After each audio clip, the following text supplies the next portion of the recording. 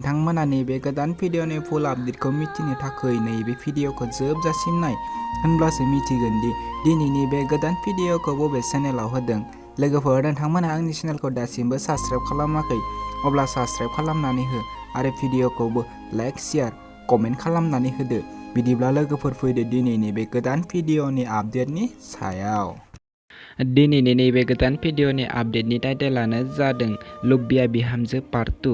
बे भिडिअनि गाहाय फावगिरिफोरानो जादों आबुल नार्जारि, प्रिति नार्जारि, नीलकमल नार्जारि, रंजाली नार्जारि, तुलाराम बसुमतारि। लोगोफोर, बिथांमोना नैबे भिडिअखौ अलरेडि फुल आपल'ड खालामनानै होखाबाय आरो नैबे भिडिअनि सल' आरो डायलगआनो जादों सुबर्न बसुमतारि। बे भिडिअआ जोबोरैनो मोजां जादों।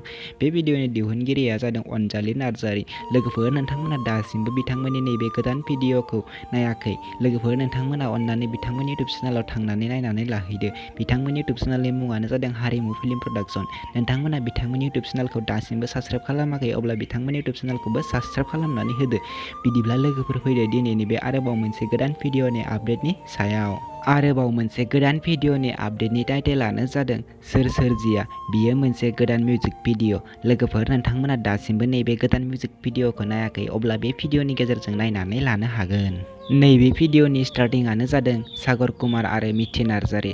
लोगोफोर, बिथांमोना नैबे भिडिअखौ अलरेडि फुल आपल'ड खालामनानै होखाबाय। नैबे भिडिअनि डाइरेक्टरानो जादों दैदेन बसुमतारि आरो प्रडिउसारानो जादों धीराज ब्रह्म। लोगोफोर, नैबे भिडिअआ जोबोरैनो मोजां जादों। बे भिडिअनि भकालखौ होदों एलफेस्टन बर'। दासिमबो बिथांमोननि नैबे गोदान भिडिअखौ नायाखै, अब्ला बिथांमोननि एस प्रडाक्शन इउटुब चेनेलाव थांनानै नैबे गोदान मिउजिक भिडिअखौ नायहैदो आरो बिथांमोननि चेनेलखौबो साबस्क्राइब खालामनानै हैदो। आंनि गुबुन मोनसे गोदान इउटुब चेनेलखौ दासिमबो साबस्क्राइब खालामाखै, अब्ला नोंथांमोना आंनि गोदान इउटुब चेनेलखौ साबस्क्राइब खालामनानै होदो।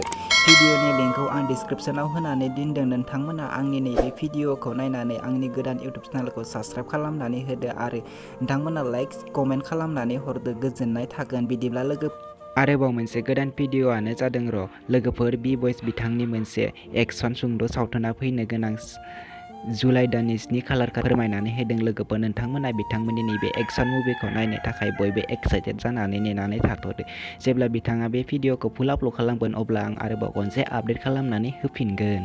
एनबि प्रडाक्शन प्रेजेन्ट इउटुब चेनेलनि बेनारजों दिहुनजानाय मोनसे गोदान फिचार फिल्म थुलुंगा। बे भिडिअनि डाइरेक्टरानो जादों गणेश बर'।